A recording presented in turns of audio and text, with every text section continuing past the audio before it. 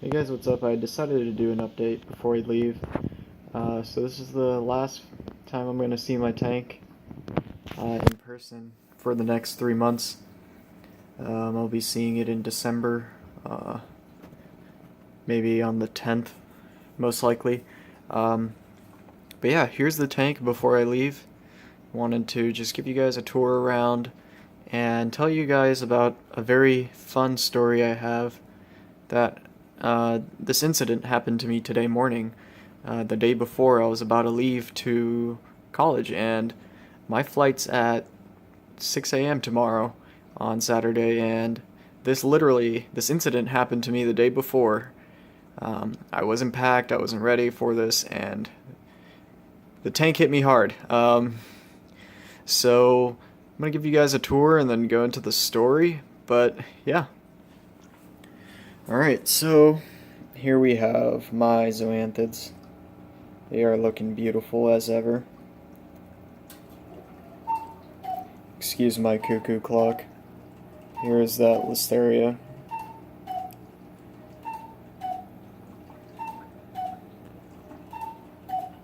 Here are this more zoanthids and the rostas. Here are more rostas, or sorry, pink soas, whatever those are. Here's the pansy bird's nest. That's not the actual name. I call it that because he decided to get sunburned. And there's my chalice. There's some more zoas blowing in the water. And my power head. Then my showpiece of the tank. And then his brother in the back. Oh, and then now we have baby Monty now too. That was an accidental frag. And then the Gorgonian. He's doing great. Alright, oh, yeah, almost forgot. And the anemone. He's in the back. Right there. So, first off, I'd like to start off by saying, as you can see, I have a WP25 running in there. That is my fourth WP25. That's my last one that I have that hasn't failed yet. I was using it to mix salt, and now it's blowing water in my tank. I don't have the money right now to buy an MP10, so that's my temporary solution. Hopefully it doesn't go bad on me. I changed out the whole system. I'm using a different controller. I'm using obviously a different pump, different power supply, everything.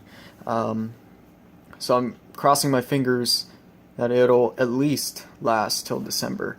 That's all I want it to do, last till December.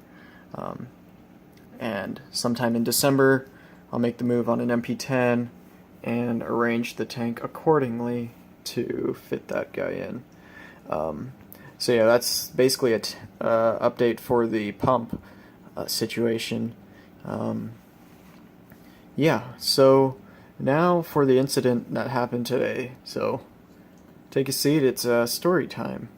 So I woke up this morning around 7 a.m. Looked at the tank, looked good. Tank lights don't turn on till 9, so I kind of just went on with my day. I looked at the tank, and then I saw that the lights were awfully dim when they came on at 9 o'clock.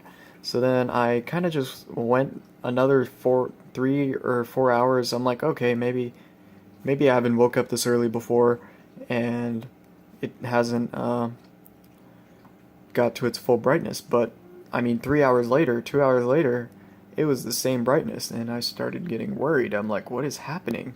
So then I started investigating the lights in the hood. If you look in my old videos, I have the Rapid LED puck with a DIY program, or not a DIY program, but a DIY setup with a program I wrote that's running this Reef program. And basically, it was all fine. I don't understand what was going on. And then I pulled out my multimeter and started using what I learned in school to figure out what's going on with the LEDs. So my first target was the LED puck itself. Started measuring the forward voltages for the diodes. So basically, a diode is something that allows a voltage through as soon as it has a forward voltage of what it's rated to. So for example, for these diodes, it's probably around like 2.4 volts. So if you're passing in 2 volts, it won't turn on. If you pass in 2.5 volts, it will turn on because the forward voltage of that diode is 2.4. So I started measuring that, and I noticed that all the channels had the proper voltages except channel 2. Channel 2 had a very weird thing going on with it where I would have a forward voltage on the first 3, and then the last 2 strings just die on me. So then I narrowed it down to 2 LEDs. I believe they were D11 and D12. Diode 12, diode 11, or diode 15, or one of those numbers. And I started investigating that, and I noticed that one of them had been burned on the inside. They were just burned out, and then the other one, it had charring around it, and it was just blown almost. So at this point, I'm like, okay, what is going on? So then I decide, alright, let me see if I can get channel 2 to at least work by bypassing these 2 LEDs to see if the LEDs at least turn on. So I put a jumper across them, just using a resistor, and basically the LEDs turned on. And the reason I use a resistor is because if you take out a diode from the series, then that means you're going to have a higher voltage on each LED. So I put a resistor there just to make sure it doesn't blow up the LEDs that I have working. So I used a resistor as a jumper, and the LEDs worked again. So I'm like, okay, this is not reliable, and I started panicking. I looked at the driver. I'm like, okay, all the drivers are good, except one of them was yellow. So at this point, I'm like, okay, I'm screwed. I need to figure something out. So then I started looking into I called my LFS. I'm like, hey, what type of lighting do you guys have? I was like about to buy a Radeon on the spot, or an AI Nano to fit in the hood on the spot, because I was so worried about the tank. And basically I called Rapid LED, and I told them about this, and I actually got this puck from them a year ago, and they said, yeah, just come on over, we'll check it out, try and bring your whole setup so we can troubleshoot it. And I went over there. They have a real nice little area in Burlingame, California, and we basically troubleshooted it, and we came to the same conclusions I did at home. So we proceeded by trying to take off the puck, and then we replaced the puck, we replaced the drivers, and ta-da! Everything is back to normal again. So huge thanks to Rapid LED for hooking up the LED puck to replace for my tank, and hooking up the driver board and the drivers for my tank lighting setup. Huge thanks to them. Go check them out. They are a great company. They have great products. Sometimes things like this happen for electronics.